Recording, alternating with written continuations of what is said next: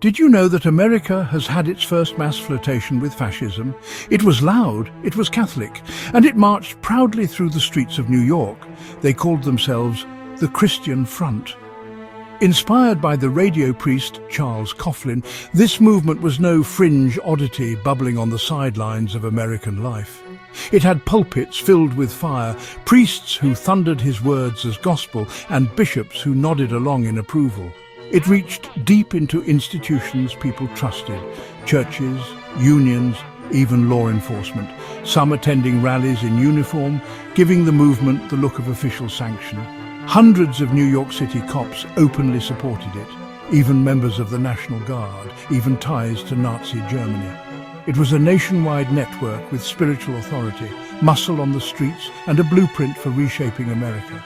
And for a brief, terrifying moment, they dreamed of taking over the United States government. In the late 30s, the Great Depression had battered working families, leaving deep scars of poverty and resentment. President Roosevelt's New Deal was reshaping the country, but not without fierce resistance from those who saw it as creeping socialism. Overseas, the world was spiraling toward catastrophe. Hitler had just unleashed Kristallnacht in Germany, Japan was pushing deeper into China, and the clouds of another world war were gathering. Americans were anxious, fearful and divided. Some called for more democracy, others whispered that democracy itself had failed. Breadlines stretched for blocks and trust in banks had collapsed.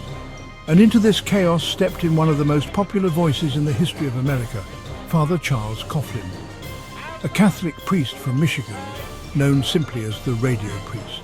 At his peak, he reached 30 million listeners, more than Franklin Roosevelt's fireside chats. But his message wasn't hope, it was rage. Coughlin railed against Jews, calling them bankers, Bolsheviks, and destroyers of civilization. He founded a newspaper called Social Justice and demanded a crusade against what he called the anti-Christian forces of the Red Revolution, and people listened. In November 1938, following Coughlin's call, thousands of Catholics, mostly Irish and German Americans in New York, formed a new movement. They called it the Christian Front. Its leader, John F. Cassidy, a St. John's Law School graduate who had failed the bar exam 3 times.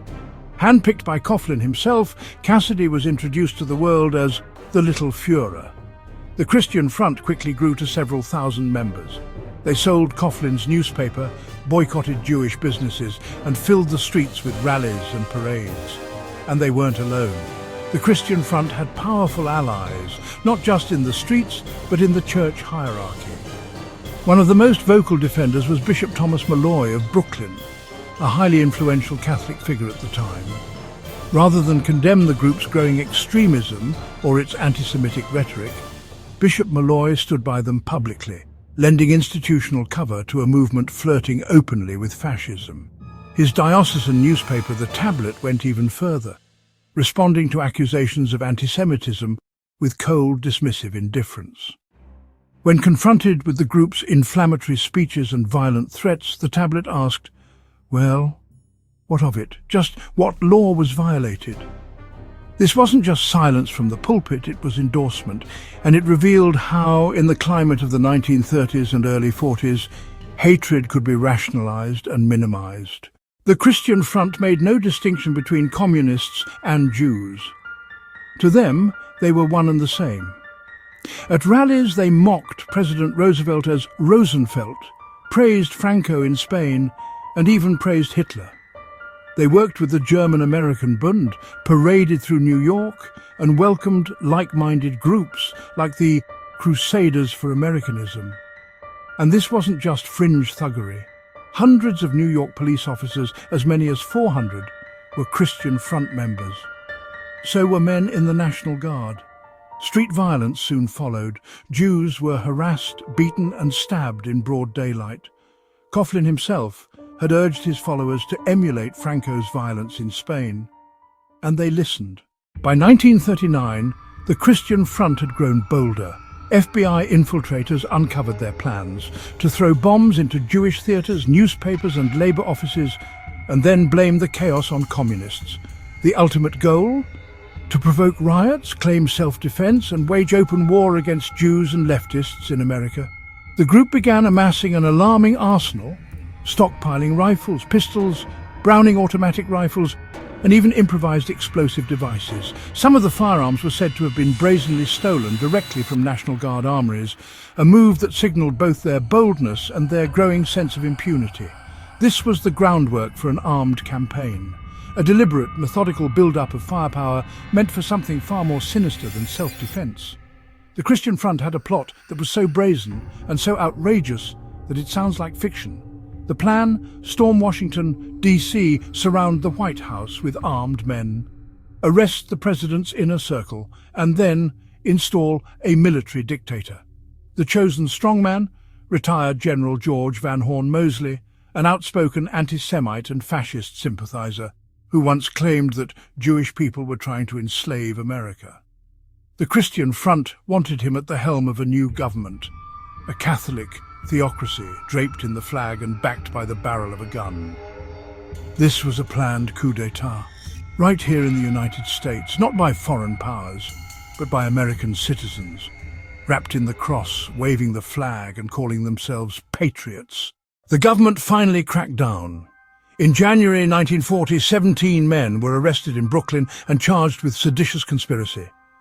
At the trial, tensions boiled over. Crowds shouted support for the defendants. Fistfights broke out outside the courthouse, and in a bizarre twist, the jury foreman was married to the lead defense attorney. The trial dragged on for 10 weeks. In the end, most defendants were acquitted and some cases ended in hung juries.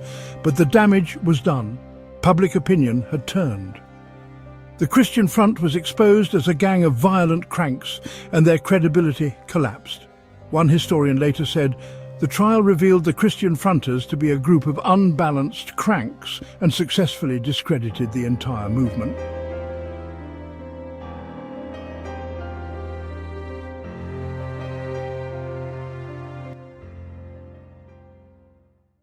Though the New York branch collapsed, other front groups lingered. In Boston, leader Francis Moran even worked as a German agent. His office was finally shut down in 1942, but the front continued underground until 1945. As America entered World War II, open sympathy for fascism became toxic. Father Coughlin himself was muzzled, his magazine Social Justice shut down under government orders. The Christian Front faded into obscurity. But their existence is a chilling reminder. Fascism wasn't just over there in Europe, it was right here, in Brooklyn, in Boston, in the pews of Catholic churches, and in the ranks of America's police. History doesn't repeat, but it rhymes.